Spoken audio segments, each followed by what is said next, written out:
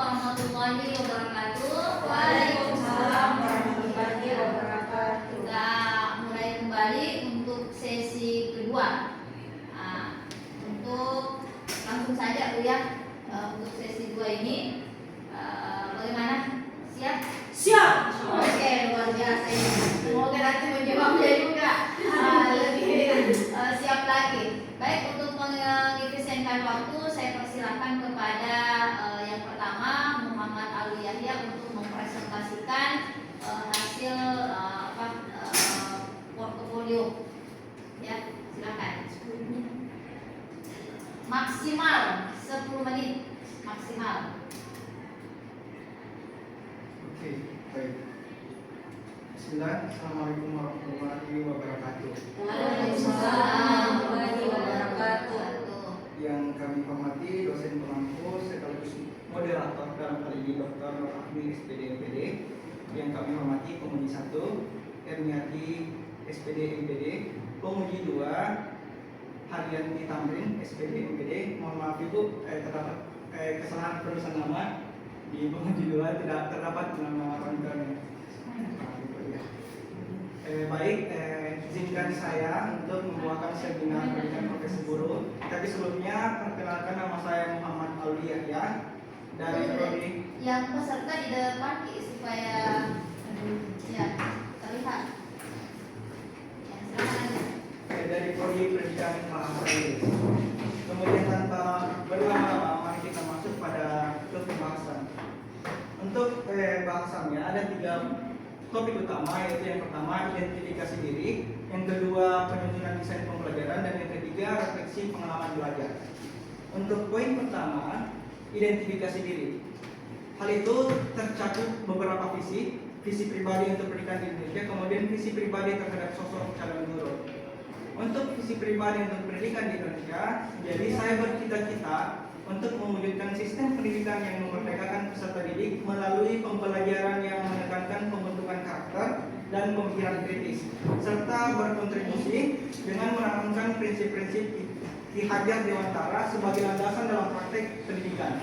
Kemudian visi yang kedua yaitu menjadi sosok guru yang teladan dan inspiratif melalui penciptaan pembelajaran yang inklusif serta mendukung perkembangan sosial emosional peserta didik dengan mengimplementasikan dan mengembangkan metode serta strategi pembelajaran yang sesuai dengan kebutuhan mereka. Kemudian selanjutnya, ada pun misi untuk mencapai visi tersebut. Poin pertama yaitu menunjukkan sikap positif, integritas, dan semangat dalam tindakan. Kedua, menciptakan lingkungan pembelajaran yang ramah dan selalu mendukung peserta didik. Ketiga, mengimplementasikan metode dan strategi pembelajaran yang berdiferensiasi yang berdasarkan pada kebutuhan peserta didik. Keempat, beradaptasi dan terbuka pada setiap perkembangan zaman. 5, memanfaatkan teknologi dalam pembelajaran. Dan yang terakhir, membangun hubungan emosional yang baik dengan orang tua maupun peserta didik serta masyarakat yang ada di sekolah tentunya. Kemudian penyusunan desain pembelajaran. Dalam hal ini, ada pun salah satu mata kuliah yang saya pilih dalam refleksi pengalaman bermakna, yaitu pembelajaran sosial emosional.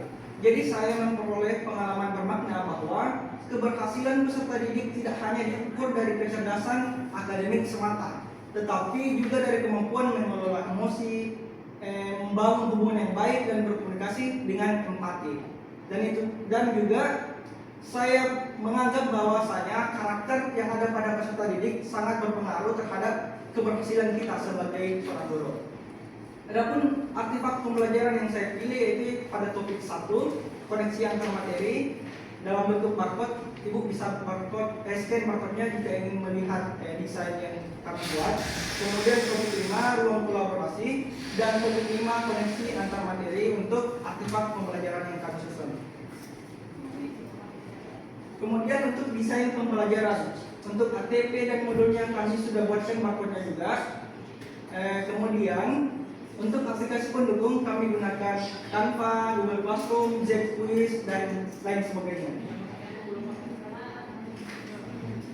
Baik, untuk refleksi pengalaman belajar. Pengalaman belajar selama PPG. Jadi selama mengikuti program PPG Calon Guru dan menjalani praktik pengalaman lapangan PPL 1 dan 2 merupakan perjalanan transformasi yang tidak hanya membentuk kompetensi profesional saya sebagai pendidik, tapi juga memperdalam pemahaman saya sebagai pendidik saya tentang makna sesungguhnya dari menjadi seorang guru. Jadi melalui berbagai perkuliahan, diskusi, dan tugas yang menuntut kedalaman berpikir, saya belajar bahwa pendidikan bukan sekedar proses transfer ilmu, melainkan proses memanusiakan manusia. Dalam PPL menjadi ruang nyata untuk menguji teori dan nilai yang saya pelajari, sekaligus mengasah empati, kesabaran, dan kreativitas dalam menghadapi beragam karakter dan kebutuhan peserta didik. Saya menyadari bahwa setiap anak adalah unik, dan tugas guru bukan hanya mengajar, tetapi juga merangkul, membimbing, dan menginspirasi. Dari pengalaman ini, saya semakin yakin bahwa menjadi guru bukan hanya sekedar sebagai profesi, tetapi panggilan hati yang menuntun dedikasi, keikhlasan, dan pembelajaran sepanjang hayat. Kemudian paradigma baru pendidikan di Indonesia. Jadi setelah mengikuti program PPD, saya memandang bahwa paradigma pendidikan di Indonesia perlu bergeser dari pendekatan yang berpusat pada guru dan capaian akademik menuju pendidikan yang berpusat pada peserta didik, bersifat holistik dan menghargai keberagaman. Pendidikan harusnya tidak hanya menekankan pencapaian nilai, tetapi juga membentuk karakter, kompetensi sosial, emosional, dan keterampilan abad ke-21 yang relevan dengan kehidupan nyata tentunya. Guru bukan lagi sekedar penyampai materi, melainkan fasilitator, pendamping, dan inspirator dalam proses belajar yang kontekstual, inklusif, dan bermakna. Prinsip-prinsip Ki Hajar Dewantara seperti pendidikan yang memerdekakan dan berpihak pada peserta didik harus menjadi ruh dalam setiap praktik pembelajaran. Paradigma baru ini menuntut transformasi budaya sekolah, pola pikir pendidik, serta sistem evaluasi agar lebih humanis, reflektif, dan berorientasi pada pengembangan potensi setiap individu. Kemudian ada pun rencana tindakan yang akan saya lakukan, yaitu yang pertama, konsisten menciptakan lingkungan belajar yang interaktif, menyenangkan, dan mendukung perkembangan sosial emosional. Kedua, terus mengembangkan kompetensi pedagogik, sosial, dan profesional untuk menjadi guru yang inspiratif, memahami keunikan peserta didik. Yang terakhir, menerapkan pembelajaran yang berpusat pada mereka dengan mengintegrasikan teknologi untuk mendukung pembelajaran yang inovatif dan kondusif. Untuk terakhir, ada quote, guru ibarat seorang petani sabar yang menanamkan benih pengetahuan, menyiangi hama kebodohan, dan menyirami tunas-tunas budi pekerti dengan kasih sayang dan teladan. Sekian dari saya.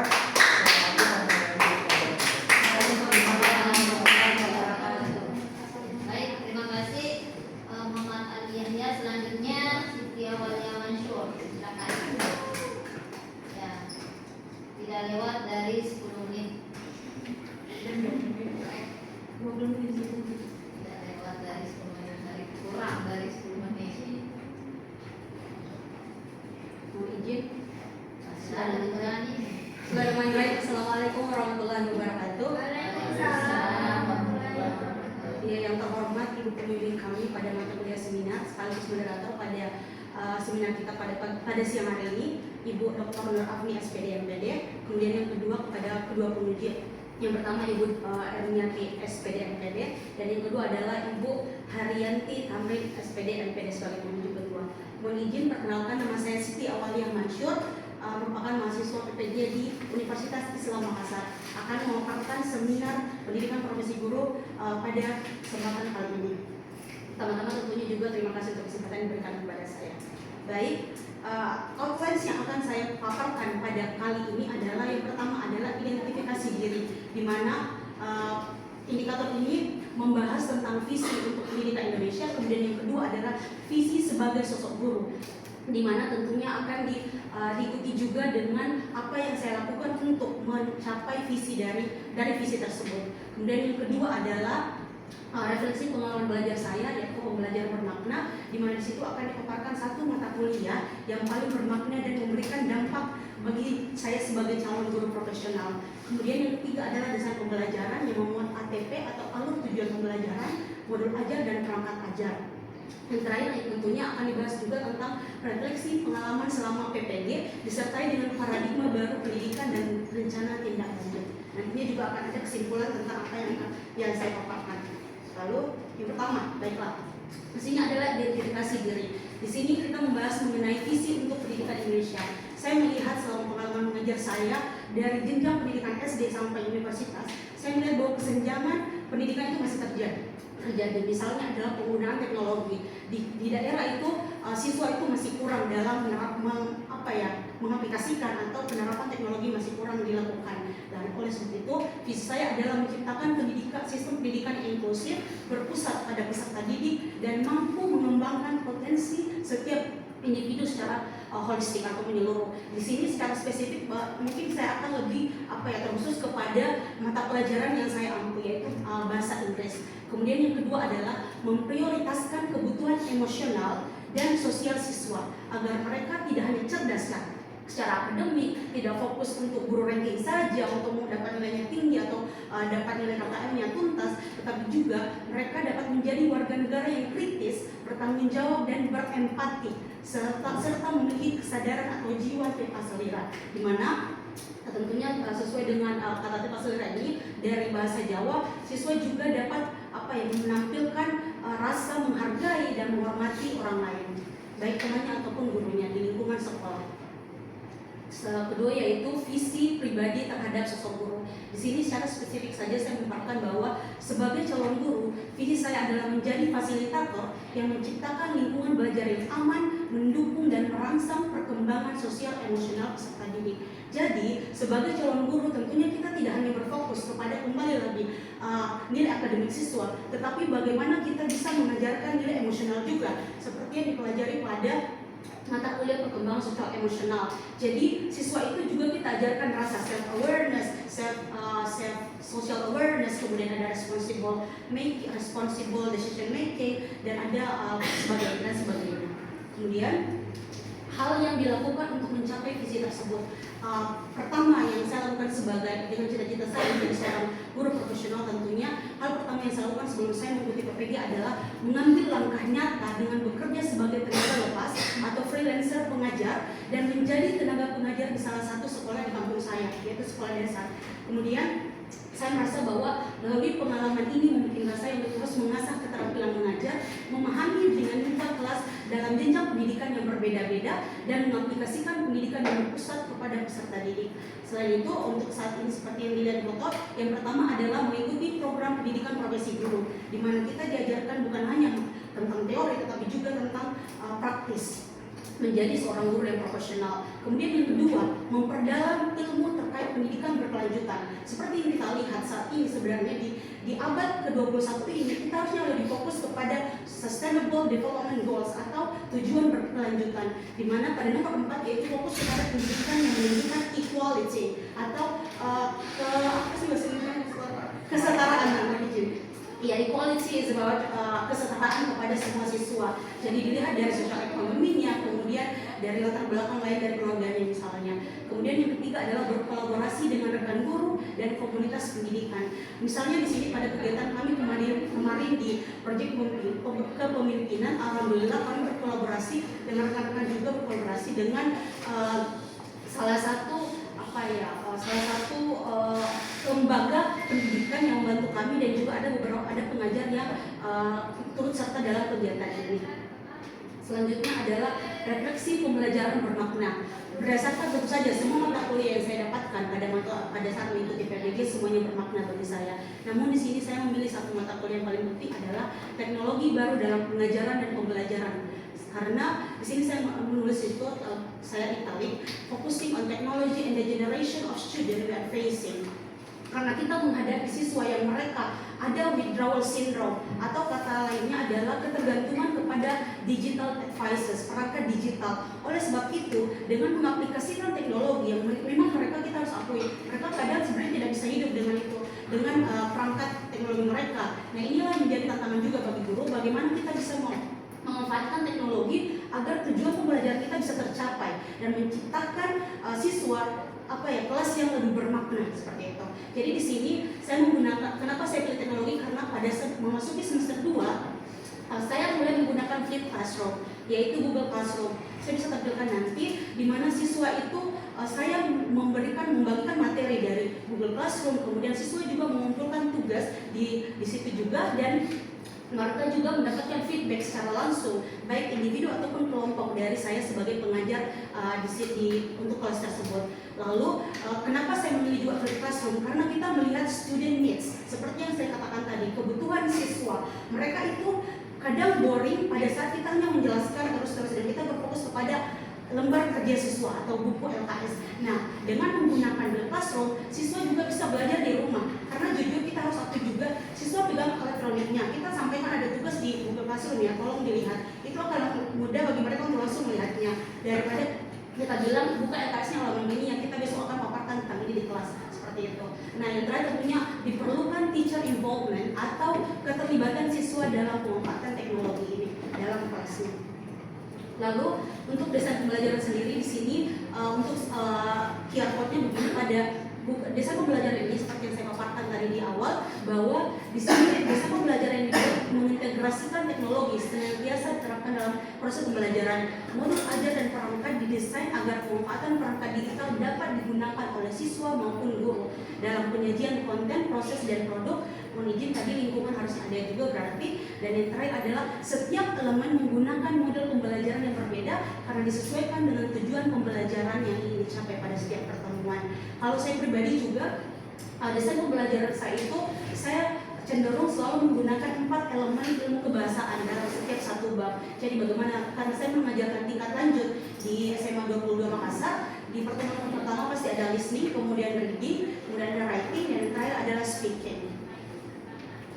Ya, begitu berikut adalah website pembelajaran atau beberapa website pembelajaran yang mendukung refleksi dan desain pembelajaran. Yang pertama adalah Google Classroom, di mana saya membagikan materi dan memberikan feedback bagi siswa untuk mengumpulkan tugas dan portofolio. Jadi siswa mengumpulkan tugas dan juga gampang untuk melacak tugasnya mereka daripada dikirim secara pribadi ataupun di grup seperti itu. Selanjutnya saya juga Google Classroom ini alhamdulillah saya integrasikan dengan Google Forms, kemudian Educaplay dan Mentimeter. Jadi saya membagikan tugas-tugas tersebut ataupun kuisnya itu dalam Google Classroom langsung, dan siswa sisa mengklik saja link yang sudah saya sediakan. Alhamdulillah. Kedua, untuk Mentimeter sendiri berfungsi untuk memberikan refleksi dari pembelajaran pada setiap pertemuan, sedangkan Educaplay itu berfungsi untuk memberikan kuis berdasarkan materi yang sudah saya paparkan.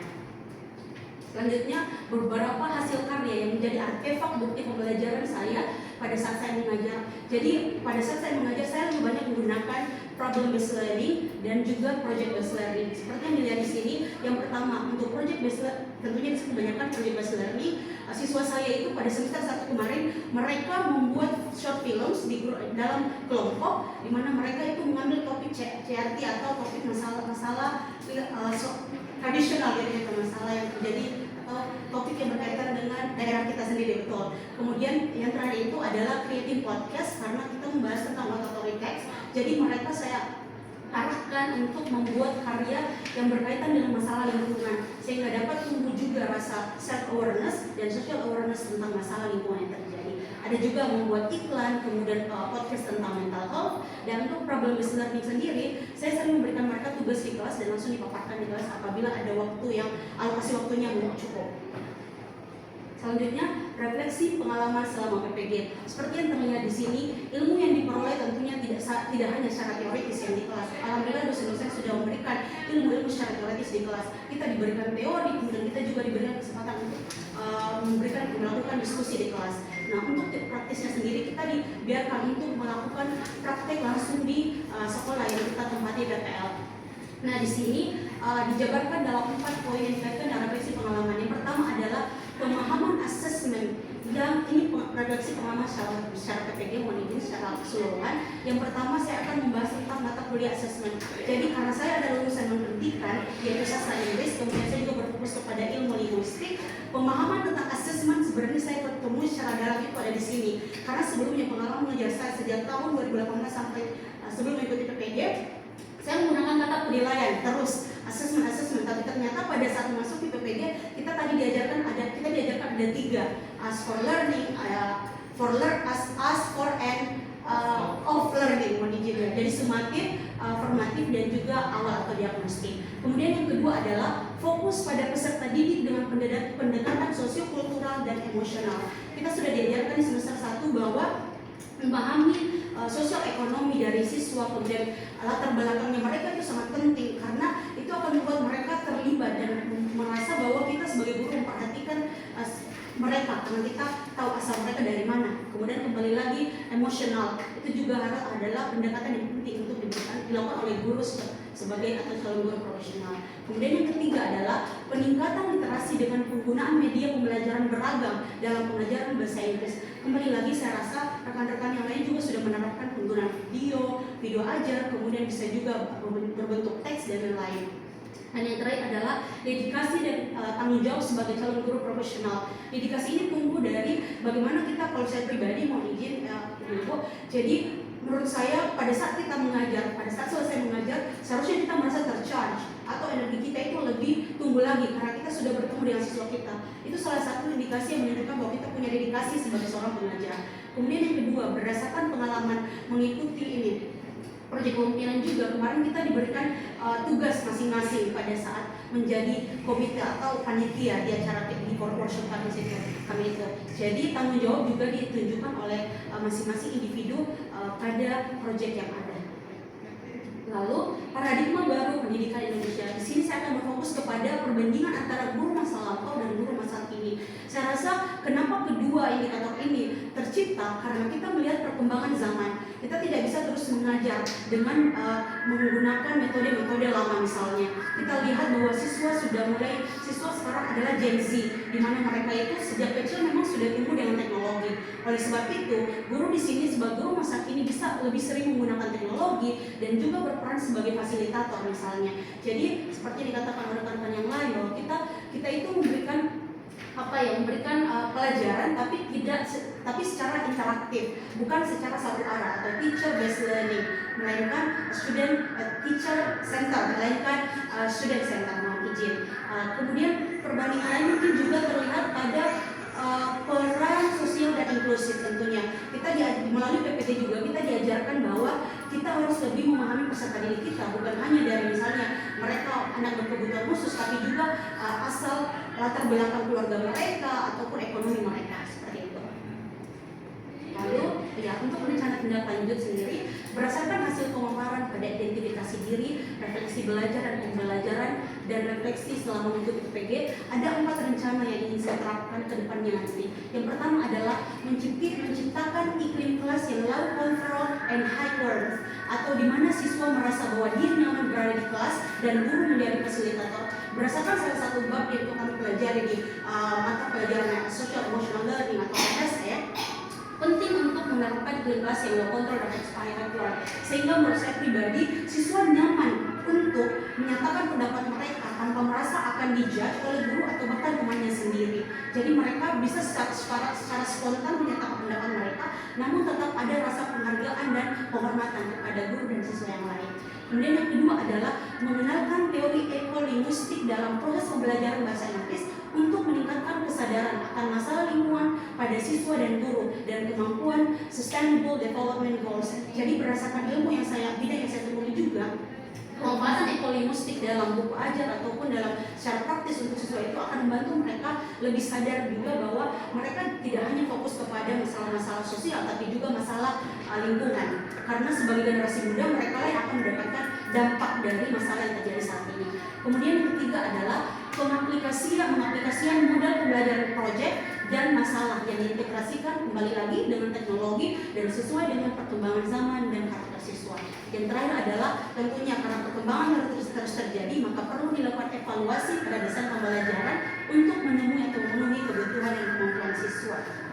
Baik, sebagai kesimpulan saya pada pemaparan saya pada seminar ini yang adalah pendidikan adalah proses dinamis yang menuntut guru untuk terus belajar dan berinovasi. Dengan visi yang jelas, pemanfaatan teknologi dan pendekatan pembelajaran yang tepat, saya percaya dapat memberikan kontribusi yang nyata dan menciptakan pendidikan Indonesia yang lebih baik dan relevan bagi siswa ataupun peserta didik di masa yang akan datang nanti.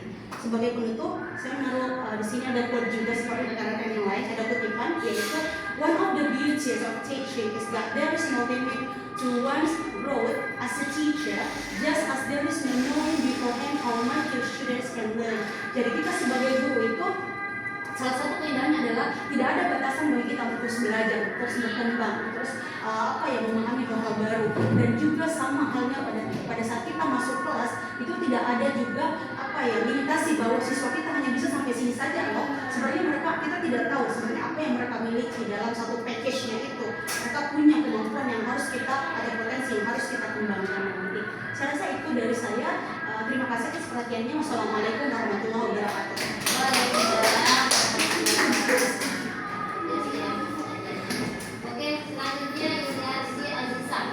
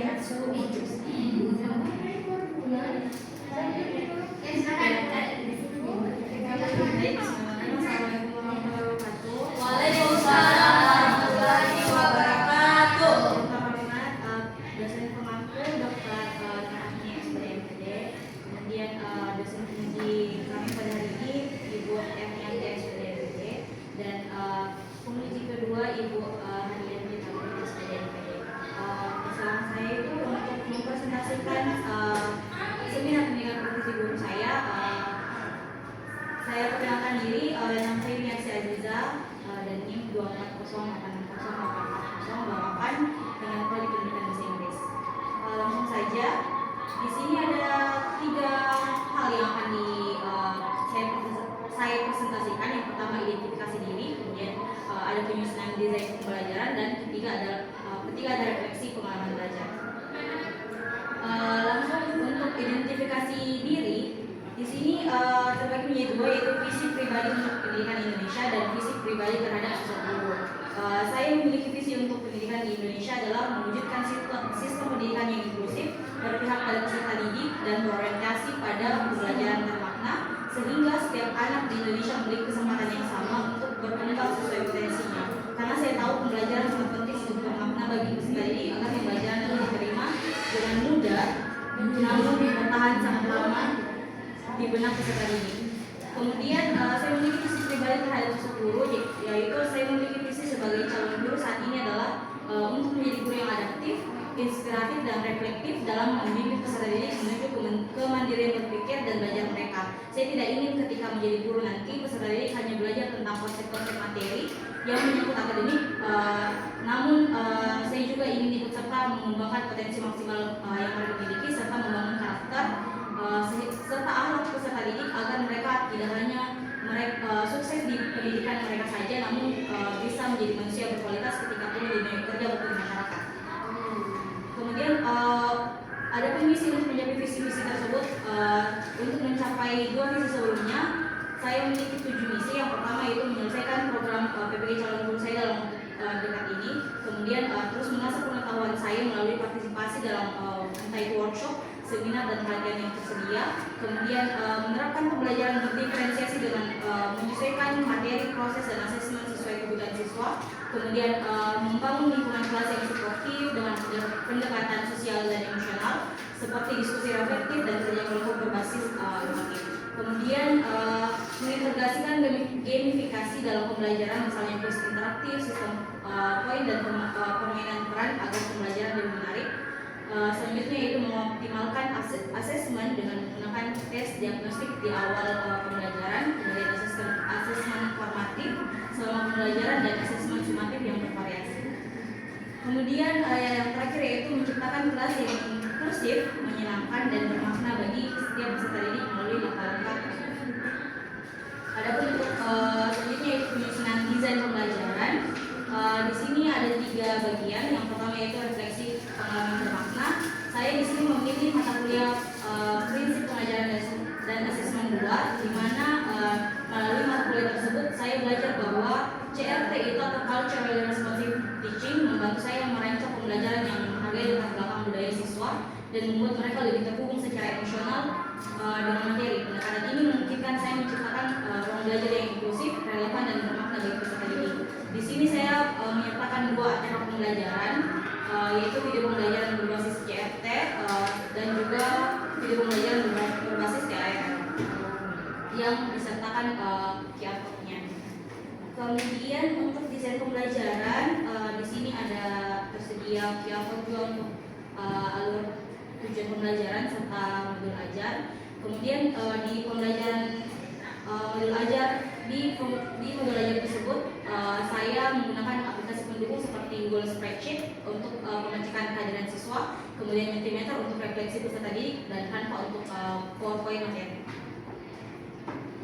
Selanjutnya itu refleksi pengalaman belajar. Di pengalaman belajar selama PPG, selama saya mengikuti program PPG ini, saya menyadari bahwa pendidikan di Indonesia harus terus mengalami transformasi yang signifikan dengan menempatkan guru sebagai agen perubahan yang profesional dan inovatif. Pendidikan tidak hanya bertujuan untuk mentransfer pengetahuan, tetapi juga mengembangkan karakter, kompetensi, dan keterampilan anggota peserta didik agar mampu bersaing dan berkontribusi positif dalam masyarakat global.